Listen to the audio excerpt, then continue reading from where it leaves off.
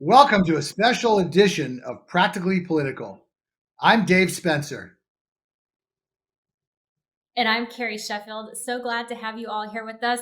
This is such a special hot topic with what's happening right now with Ukraine and Russia. We're at this geopolitical crisis. So I can't think of a better person right now to come and speak to our practically political audience than Morgan Ortagus. Full disclosure, she's a personal friend of mine. We knew each other very well in New York. She was the co host for a talk show for a media company that I ran. And she's just an all around dynamo. And she was the former spokeswoman and very key figure in the Trump administration for former Secretary of State Mike Pompeo. Morgan, thank you so much for joining us.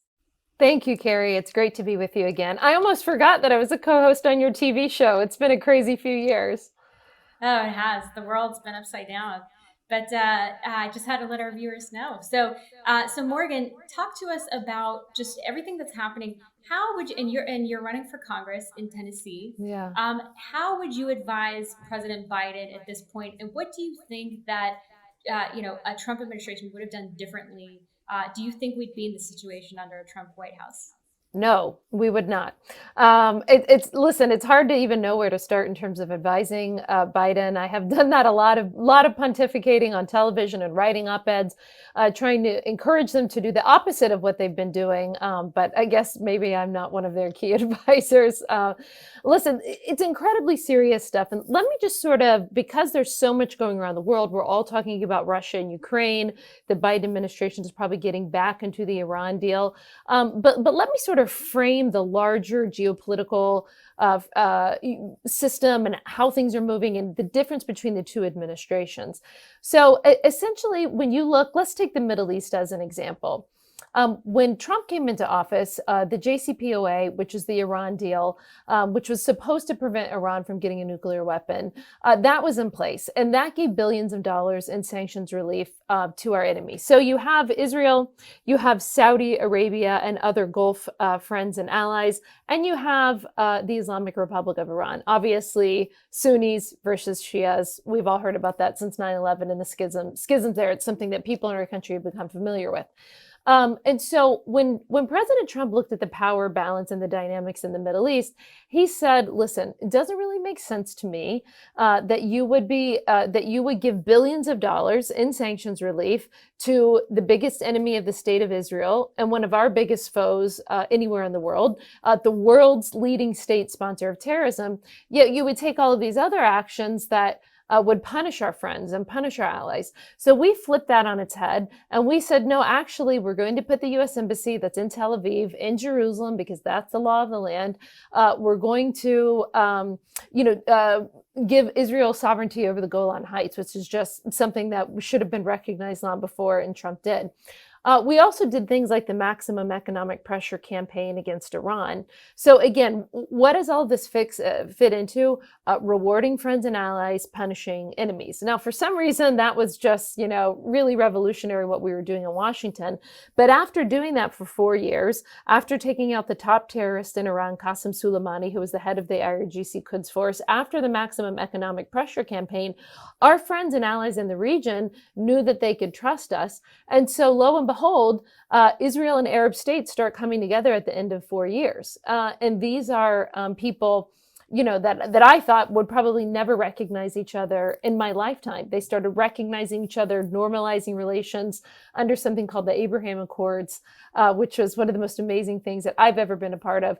They started trade, tourism, opening embassies, all these things that, again, none of us ever thought that we would see. Now, why do I tell that story of the Middle East?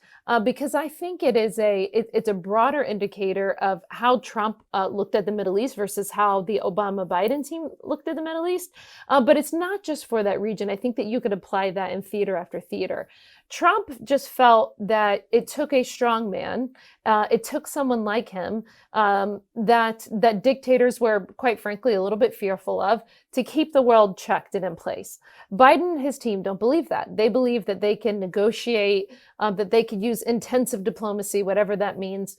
And they think that through, what I think is a much weaker president, but they think that they can offer dictators like Putin, like Xi Jinping of China, the Islamic Republic of Iran, the Ayatollah there. Their philosophy is we can give them enough carrots, enough cookies, as I think about everything in terms of cookies now with my toddler, but they think we can give them enough carrots, we can give them enough cookies, we can sweeten the deal enough that they won't do these terrible things that we're seeing Russia do now. We took a very different approach. We said, no, you have to have a strong man that maybe they're a little bit afraid of because they're not always sure what he's going to do because he did things like the Moab bomb in Afghanistan, or took out all those Russian mercenaries in Syria, or took Qasem Soleimani's head off. We need somebody like that to keep the dictators in line, because they only, in my opinion, only respect hard power, and they only respect strength. So I don't know if I probably talked too long, Carrie and Dave, but that's just sort of my overriding philosophy. And you could apply that to almost every theater around the world, of the difference in how the Trump team versus the Biden team approaches world politics. Well, let me say, and again, it's so good to have you on the show. I really enjoyed this conversation, but it's funny because almost all of my Trump supporting friends, when it comes to foreign policy, they do bring up the Middle East. And as Carrie knows, I'm a pragmatist, and I give Trump credit where it's due. And I think he does deserve credit for changing the paradigm in the Middle East. Now, one of his faults is the supposedly great negotiator gives up leverage. Moving the embassy from Tel Aviv was a good idea, but he didn't extract anything from it. He could have told Netanyahu no settlements for 5 years, and Netanyahu would have done it because he was so eager to move the embassy. And as far as Iran goes, we have lost our leverage. Just to clarify too, it was U.S. law. Hold on, please let me finish. Sorry. I didn't interrupt you. And Sure. and so in Iran, we basically had given them back their money, and we had given away our leverage, and Iran was complying with the deal. Okay, now they are a nefarious state. They are our enemy, but the goal was to get them to give up their nuclear program. Now, you can argue things should have been done differently with the deal and all that, and that's a longer conversation. But the point is that they were complying, and there are a lot of situations where his heart was in the right place, like North Korea. We should have rattled their cage, but having the attention span of the man boy that he often acts like, he gave Kim Jong-un all this free publicity, and then he abandoned it, and so now North Korea is more belligerent than ever. And as far as China goes, we deserve to get tough on China, but he's praising Xi one month, criticizing the next.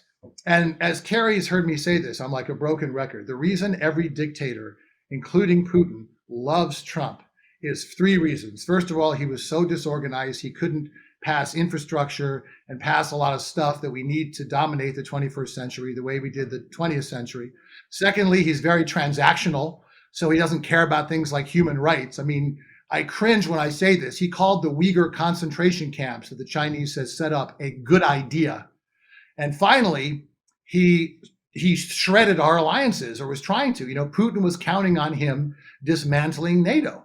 And I have to say, if Trump had handled the situation the way Biden has, in terms of NATO never being more united, Republicans, a lot of my Trump supporting friends would be comparing him to Churchill.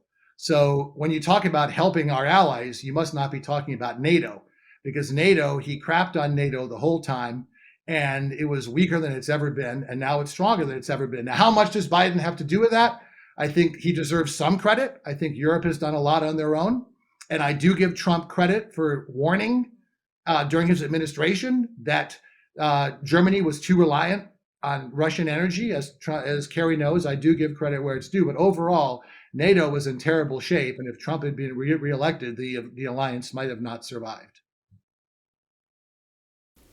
Okay, so I was writing down as you were speaking, because you just put a lot out there, and I'm going to try to, I may have not caught everything, but I'm going to try to take everything point by point.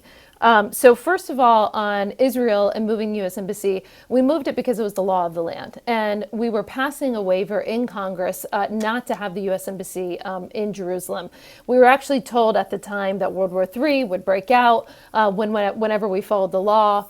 Fast forward, it did not break out. What did happen after 4 years was the Abraham Accords. What did happen in the first 3 months of the Biden administration is Hamas started attacking Israel. So that didn't happen. The attacks that we saw from Hamas, again, within the first 3 months of the Biden administration, did not happen after we moved the U.S. Embassy to Jerusalem, as is the law of the land. I agree with you that we could probably spend the next 20 minutes arguing about the JCPOA. What it came down to for us is that it didn't stop Iran's ballistic missile production, and it didn't stop the funding of terror throughout the Middle East. Listen, you're seeing, again, this is not a Republican thing. Republican and Democrat administrations have certified that Iran is the world's leading state sponsor of terrorism. And what we saw when the JCPOA was implemented, that money, those billions of dollars in sanctions relief was used to further their ballistic missile program. I believe they just tested actually within the past few days, just this week. It also wasn't used for schools or roads or to build a better society or even better public health infrastructure, right? None of that happened. That money went to their terrorist proxies throughout the Middle East. And one of the things that you're seeing today on a regular basis is the Houthis, who they fund, train, and equip. The Houthis are their terror group in Yemen. They use this funding, training, and equipment to actually attack civilian airports, not military installations. They did attack the Saudi oil infrastructure, but they attack, and civilians have been killed at these airports in UAE and Saudi Arabia. So that continues to this day. It happened under the deal. It happened out of the deal. Now they're looking to go back into the deal. And when they go back into the deal, not only will we see billions of dollars in sanctions relief again, we're talking about sanctions. But this is what's being discussed. This is in the public domain, but it hasn't been officially certified by the Biden administration yet. But what's being reported is that things like the IRGC Quds Force being a terror group, they're essentially going to release all of those terrorism and human rights sanctions. Now, none of those people have actually given up said terrorism. None of those people have actually given up said human rights, but that's a part of the deal. It's interesting, too, that you mention human rights, and this is particularly important to me because under the Trump administration, you referenced something that was an off-the-record media report, a statement that I believe Trump has denied. The facts is that under the Trump administration, we declared the genocide in Xinjiang against the Uyghurs to officially be a genocide. That happened, I know, because the statement came out under my name at the State Department. I was on maternity leave, and I basically came off of maternity leave at the end. I spent most of 2020 pregnant with my daughter, and as we started to learn from amazing journalists, Australia, all over the place, but there's some really brave journalists that went in and got information that everybody can read about the Uyghurs and what was going on. We're talking about forced sterilization of women, forced abortion, sometimes even forced marriages between a Uyghur woman and a Han man. And that's something that if you go back and look throughout 2020, that's something at the State Department that Mike Pompeo and I were incredibly outspoken on.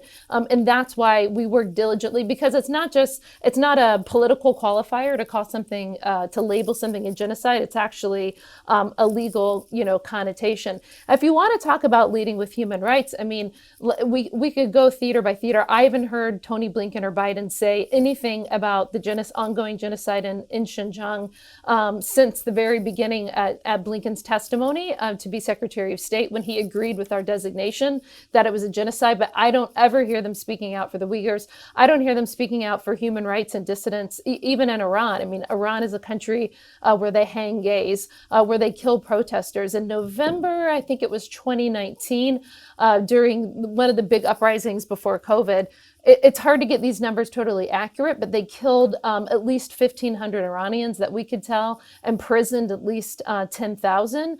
And so one of the reasons why, if you look at my media or State Department media, you'll see a flood of dissidents in Iran that are crying out against this Iran deal, because when it comes out, I could be wrong, I could be proven wrong, but I think that there will be no mention of human rights, and it's not something that the State Department actively speaks out now. You also mentioned, you said that Trump couldn't get infrastructure passed. I think that there's a lot. If you look at the economic side, you don't have to be political. Infrastructure week was happening his whole administration. Remember?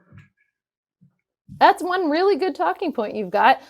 We also had tax reform. We also had cheap gas that people enjoyed. People could afford their groceries. People could fill up their grocery car and their Come car with a on. tank of gas.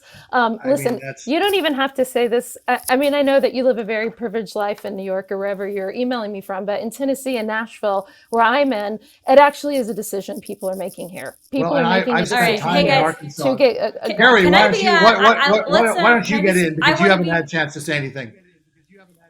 yeah. But I didn't get to Well, address okay. all So the other. I I just actually, one more quick thing. Yeah, I just but said yeah, that let's because you made a we lot of only have inaccurate statements to have about the an hour, so I alliances want in to get everyone NATO. in. No, I know, but but just for the record, you still made inaccurate statements about NATO and our No, I alliances, didn't. and so I would love to correct the record on that. But Well, okay, I good. mean, So I can well, I correct think the we'll just record. have to agree to So disagree, first because of I think all, even a lot of Republicans admit that no, there's NATO had never facts. been You weaker could when look at Donald Trump at left Stoltenberg. office. He hated the Well, alliance. that's not He the and he was fact. fawning over Putin. That's hey, just not Dave, Give me Dave, one accurate. time he criticized Dave, Putin. can we, Okay, okay. The facts are that Hans Stoltenberg, who is the head of NATO, spoke openly. Again, everybody watching this can Google this. You don't have to take my word for it. Defense spending in NATO was higher than ever after President Trump pushed NATO. He pushed the countries that everyone had to pay their fair share in NATO because of exactly what we're seeing today. Back I in agree, and that 2018, was one of the bright President spots, but Trump that was did about it. criticize the Germans about their reliance on Russian oil. Everything that he predicted in 2018 came into fruition in 2022, very sadly. Like no one is happy about this, at what we're seeing happen in Ukraine, but this is why NATO has to be strong. And by the way, appeasing Germany and making Germany happy is not the same as strengthening NATO, but people actually spending on their military and paying their fair share is a crucial part of having a real alliance. Well, that was one of the look. all right. As I said, I want to go in a different directions. Yes, go ahead. Can we pivot? I want to pivot actually, because I think both of you got in good points and both of you had your voices heard. So, but I want to go away from foreign policy and go back here to the homeland, just in the brief time that we have Morgan with us, and to talk about just the lay of the land here politically, because you're a Republican, you're running in a red red state, but it has some blue leadership. But you're also, a very interesting, multifaceted person. You're a Latina. You are Jewish. Oh, I'm not actually. I have a Hispanic last name, but I'm not. I mean, maybe it was You're a few not Hispanic. generations ago. No, I do have a Okay. Hispanic last name. I mean, my Spanish sounding last name, but I don't pretend to be Hispanic. No. Oh, okay. Well, I'm not saying pretend, but whatever. Yeah. I just But want in to make terms sure of just everyone knew looking that's okay. at, yeah, no, thank you. But in terms of like the demography, so Jewish groups tend to be very liberal. Women, female voters tend to be very liberal. You have to win a competitive primary, which is the Republican base. Walk us through, okay, what does the Republican Party stand for in terms of reaching out to groups that they historically have challenges with? So what's your strategy for differentiating yourself both in the primary and then going on beyond to the general, and just also nationally too, with why should people who are from these groups that historically are skeptical of the Republican Party sell it to them? Yeah, so I think, well, okay, so we could start with the Jewish one. That question is a little bit more complicated. Traditionally, Jewish voters in the United States definitely have trended to be more Democratic voters. That's certainly true. I haven't looked at the latest polling, and those numbers were not necessarily a huge voting block, but I do think that what we are seeing happen, at least what I'm seeing, this is a little bit more, what I'm seeing on the ground. Is support for Israel is definitely becoming divided amongst parties. I actually don't think that's a good thing for the state of Israel. I think that they need support from both parties. But you're seeing that ever increasing, and especially I think younger Jewish Americans, the more pro-Israel you are, the more you're trending towards the Republican Party. Listen, I think for me, it's something. It's who I am, right? It's who my family is. It's who my daughter is. I'm very proud of it. I'm proud that to be in this nation, that I can be here with you and Dave and respectfully debate and talk about these policy issues as a Jewish American. And I couldn't necessarily do that in many places of the world. I think that's one of the reasons why I started out the conversation talking to you about Abraham Accords and why it was so personal to me. I spent so much of my career going in and out of the Middle East. And again, when I was in Saudi Arabia working at the U.S. Embassy, I remember, going into Israel to go visit it for the first time. And I said, hey, please don't stamp my passport, because I knew it would just make things more difficult to me traveling to other countries. And the thought that my daughter is 16 months, she's, Jewish American, sweet little girl. And the thought that one day I'm going to have to explain to her what it was like for us, that we used to have to do that when we were visiting Israel, that we would either have to, use a second passport or not even get our passport stamped. These countries didn't recognize each other. I think that's why I feel so passionate about these policies, because I feel like I was a part of something that changed the world for little Jewish kids in Israel, and little Arab kids, both in Israel and the Arab states. They're going to grow up vacationing in each other's countries and maybe even working for each other's companies, things that we never thought were possible. So that's a long answer to your question. On the women's side, it's interesting. I am seeing what I would call a bunch of fired up moms for 2022, and we'll certainly see how it plays out. I think that we're going to take back the House, as in Republicans. I feel pretty good about that. I'm feeling very strong about the Senate. And I think it's because of those key issues that we just talked about: the economy, jobs, inflation. I think the inflation numbers will be out this week or maybe next week. There's discussion that there might be an 8 handle on the inflation numbers. And this matters to people. It really does. It's not a trite thing. It matters to moms around the country. So I think jobs in the economy certainly matter to moms and are getting them fired up, to grandmas. I also think, when you really look at, now we're all pretending COVID is over, and fine. But I think that there's a lot of people around the country whose children were either not in schools routinely, whose children were maybe masked in schools against the parents' wishes. And I think that this is something we're really going to have to take seriously and grapple with as a society. It will be the lower income kids whose parents couldn't afford a private tutor or couldn't afford to take them out of the public school and put them in another school. These kids have been left behind by our school system, by our public school unions, and by our public schools. And I don't know that there is a short-term solution. I think that we have created some really long-term, it's a travesty what we've created long-term for our children during COVID by not keeping them in school regularly. So I think since those issues at home, jobs in the economy, inflation, and the kids being in school, you can look at Virginia even being one of them, is something that I think has a lot of women very fired up. And it's something that I talk about a lot on the Stump, Carrie. When I'm going around and talking to people, I say, listen, I'm a mom just like you, dealing with the same issues. And I think that there's a lot of women that want someone who looks like them, who's in their same stage of life, who understands what they're going through, to be able to make that fight for them.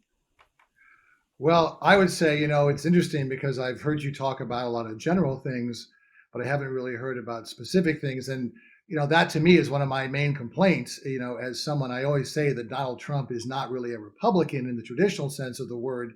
He's a right-wing illiberal populist is the best way to describe him. And when you look at what's happened to the Republican Party, when Marjorie Taylor Greene made her brilliant comment about the gazpacho police being dispatched by Nancy Pelosi, it was a very meaningful comment to me, because it really represents the apotheosis of the dumbing down. Carrie's heard me complain about this before, the dimwittedness of our party, which started with Sarah Palin.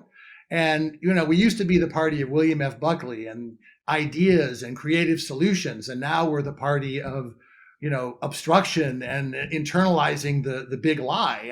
And if you look at so many of the Republican principles, whether it's fiscal discipline, though in Trump's defense, that went out the window long before he got there, but he took it to new heights. When it comes to, free trade, when it comes to sensible immigration, when it comes to a strong Russia policy, when it comes to a consistent China policy, when it comes to an alliance-based foreign policy, the list goes on and on. So much of that stuff goes out the window. And so you don't really hear the Republican Party talking about ideas or creative solutions for the country. You just hear them talking about stolen elections and, critical race theory and things like that.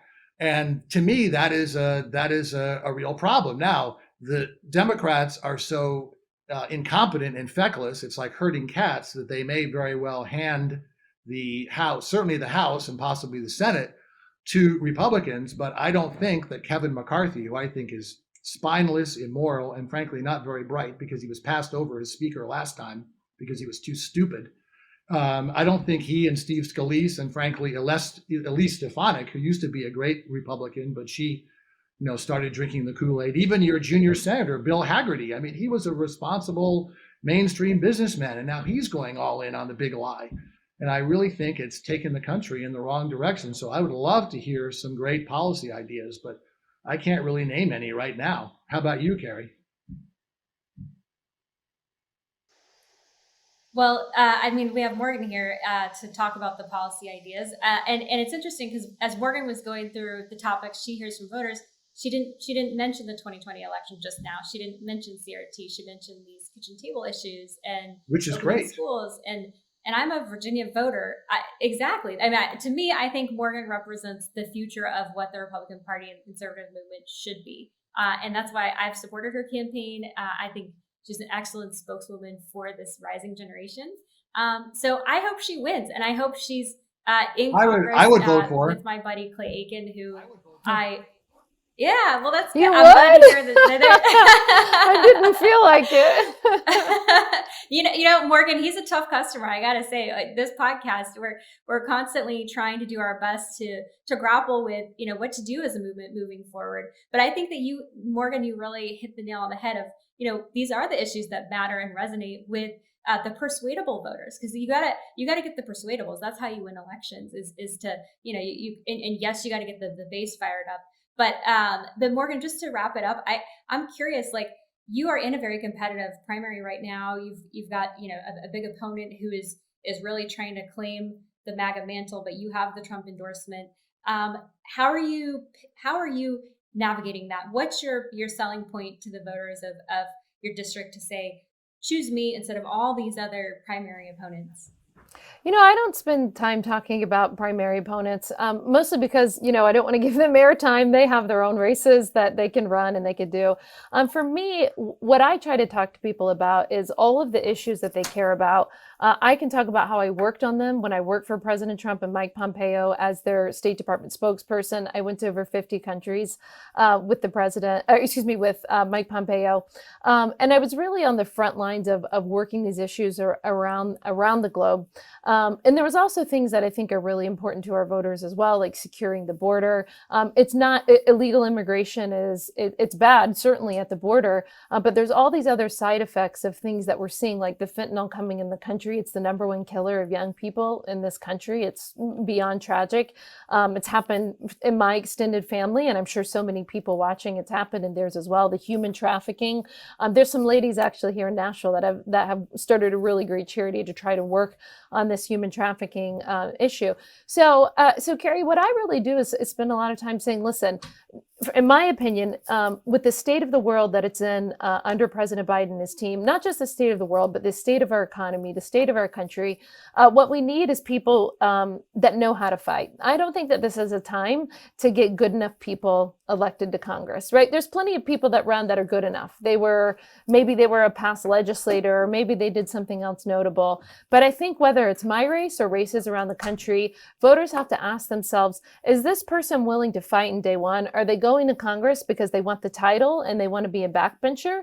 Or are they going to Congress because they want to be on the front lines of fighting for an agenda that their people care about? And to me, I think for me, that's why I'm running. I've never run for office before, never really considered running for it before, but I decided to jump in because I thought I can make a difference now. I fought to work to make these policies implemented in the Trump administration, and I know that I can fight for them in Congress.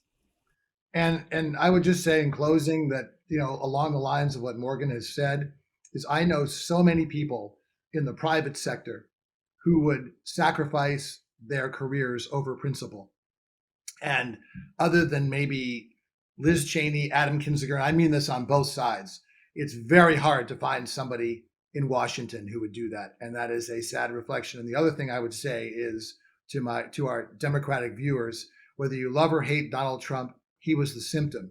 Okay, it would have been someone else. Populism, which is fed by inequality, caused that. And the main reason Democrats abandoned blue collar voters who were the bread and butter of their constituency because they got sucked in to the gilded coasts. And that's a very important thing for people to recognize. Well, unfortunately, I think we're out of time, but I would love to do this again. And I just wish you so much luck in your race. You seem to be We a should. woman We of could go around principle the and world. passion. I don't mind doing it. Well, and that's what's I great. can You know, have can have a good debate. I don't mind. I would almost rather be with someone with whom I disagree, because we can have such a spirited debate, and that's what makes it fun. I wish that were happening more in this country. The problem is it's become so personal. Everybody's demonizing everybody. So Yeah. anyway, Well, Morgan, thank you so much for joining us. Thank you so I much, just Morgan, love and this best of Thanks for luck. having me. Ideas. All right. See you guys Yes. soon. Thank you. Bye. Okay. All right.